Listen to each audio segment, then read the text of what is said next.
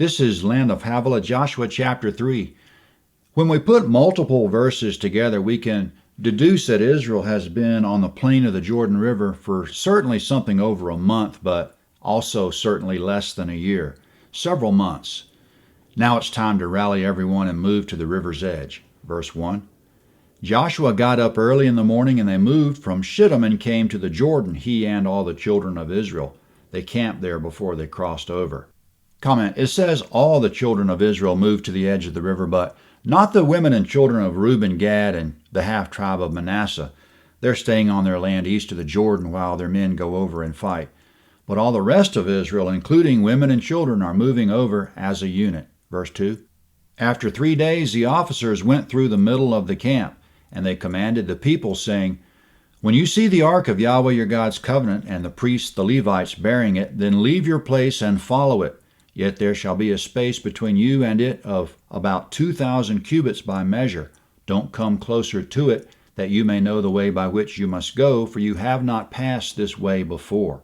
Comment, the ark is a place of Yahweh's particular presence, and they're sending it out first. The people will come no closer than a half a mile behind it, and they're going to follow the ark. If the ark were to be captured there out front, it would be very demoralizing to the people, but Joshua knows that Yahweh is with them, defending his ark, and he knows the fear and dread of Israel is on the people of the land, so he's not worried. The officers say, follow the ark since you don't know the way, and that's the general rule for you and me.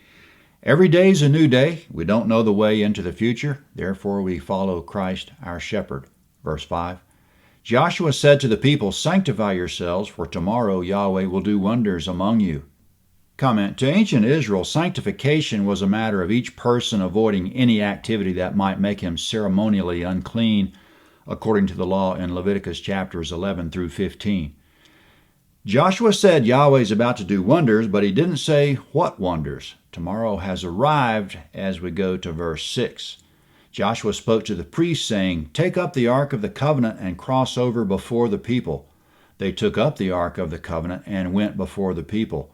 Yahweh said to Joshua, Today I will begin to magnify you in the sight of all Israel, that they may know that as I was with Moses, so I will be with you.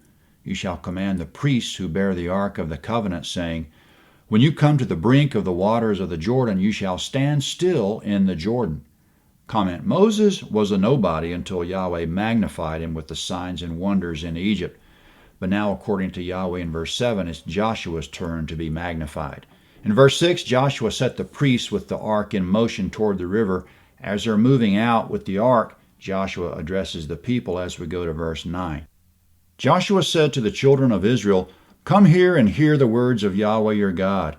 Joshua said, By this you shall know that the living God is among you, and that he will without fail drive the Canaanite and the Hittite and the Hivite and the Perizzite and the Girgashite and the Amorite and the Jebusite out from before you. Comment, that was the full list of the 7 nations living in the promised land that Yahweh commands Israel to strike and utterly destroy, make no covenant with, and show no mercy to. They're the 7 nations of Deuteronomy 7:1.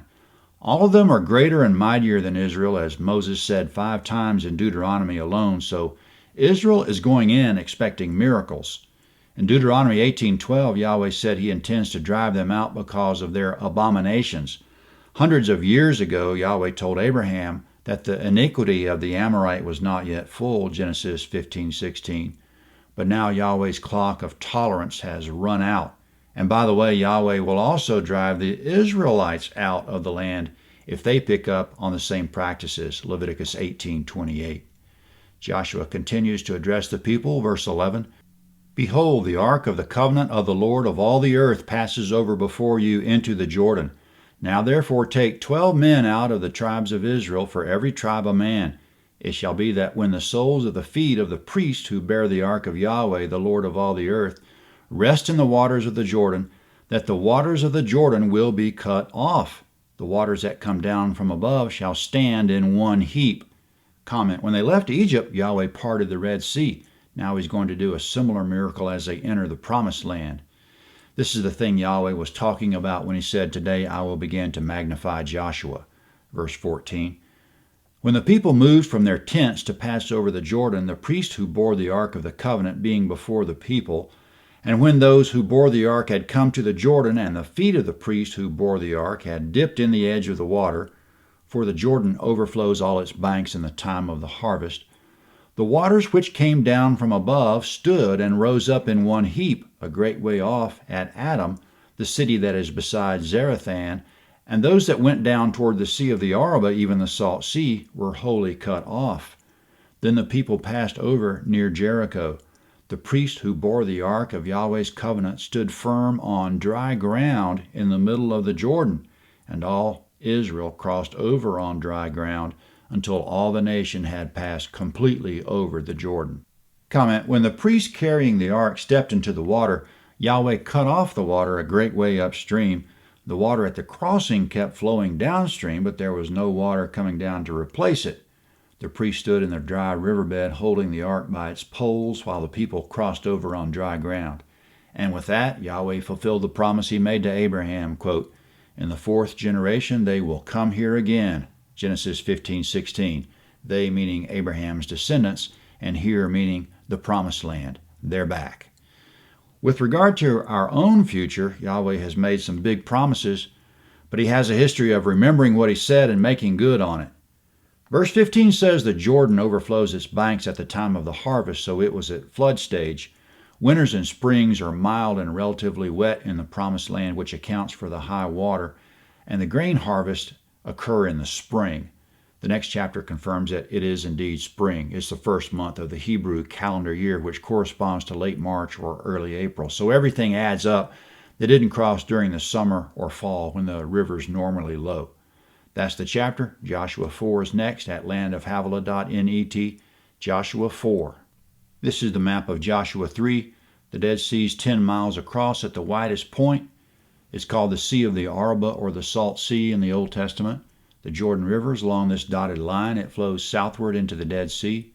Israel camped at Shittim for something more than a month, but less than a year. Then when Yahweh gave the command, they moved to the edge of the Jordan River and camped one night, then crossed over the river on dry land near Jericho. Jericho is here.